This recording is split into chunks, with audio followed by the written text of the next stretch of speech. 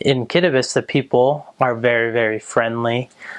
They have this like attitude of we can't say no. A lot of people will just invite you in, and it's part of their culture to invite whoever, the foreigner, whoever's there to come in to have a drink.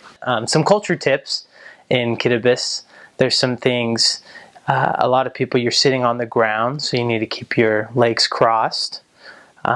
If they hurt, like my knees hurt when I first got there all the time, you just need to scrunch them up. You can't be kind of just open with your legs, especially the bottoms of your feet should not be facing anyone in particular.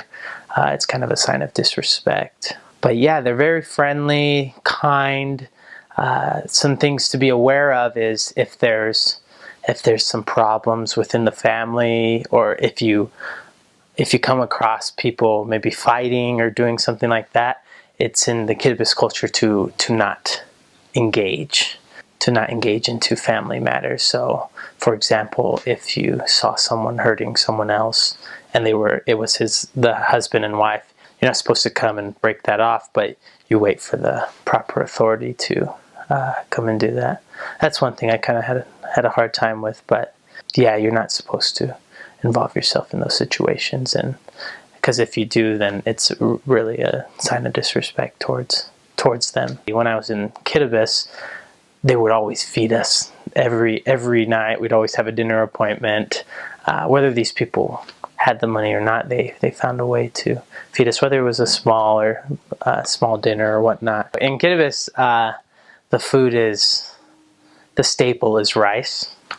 So they're really poor country. So rice is you have with every meal. So wherever you go, you usually get a big thing of rice, and then your meats. They have fish.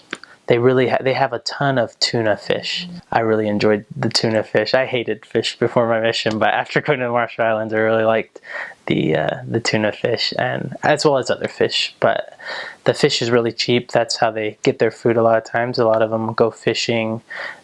You can find fish on the streets in coolers. They have breadfruit, and they'll do a bunch of things with breadfruit, whether it's they'll boil it.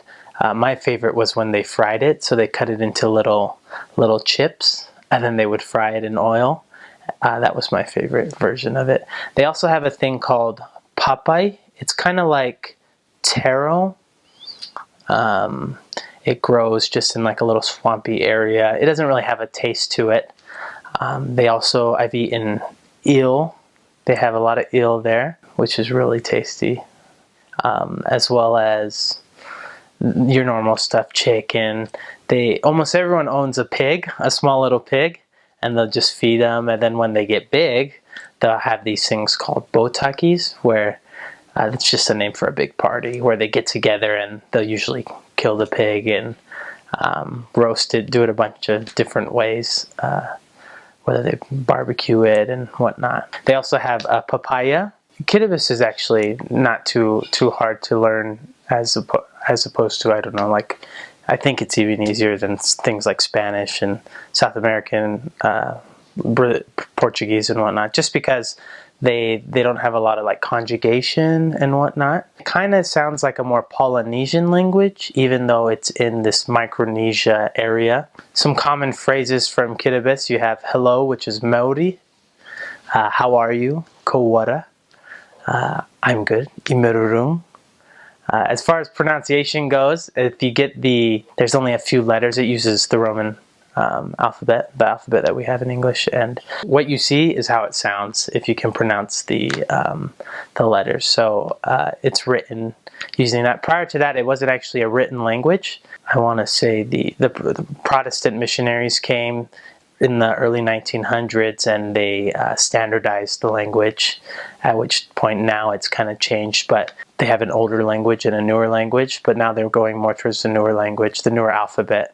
And it's not too hard to learn as long as you put forth the effort. I like the fact that we were thrown into it, because it forced you to learn, because you couldn't communicate to anyone if you didn't know the language. So weather in the Marshall Islands and Kiribati is kind of similar. They're really unique islands, and they're called coral atolls. So just pretty much raised coral. So they're super flat. There's no mountains. They're really small. They have like the lagoon in the middle, and it's kind of like a circle. It's not fully connected in all of the islands, but most of them, or some of them, they are fully connected. But as far as in the Kiribati side, when I was there, they were having a drought. So weather is just really hot, really humid. It didn't rain very much when I was in Kiribati, and so they were having water shortages. When it does rain, though, after it rains, because it's so humid, it's super hot, and so and very dusty, very dusty. The road isn't the best in Kiribati, and so whenever a car drives by, you're going to get the dust in your face or dust all over your shoes. And so we didn't actually wear shoes, we wore Crocs. When I was there, we had a tsunami warning, but nothing ever came. Nothing, there doesn't seem to be, they don't seem to be affected by these tsunamis or these the hurricanes or whatnot passing through. And I'm not quite sure why that is. Maybe just the coral, the aspect of how the island's situated. But if there were to be a tsunami there, it would wipe out the island, because literally the road that goes through the island, at some points you can see the lagoon on your right side, and then the ocean on your left side.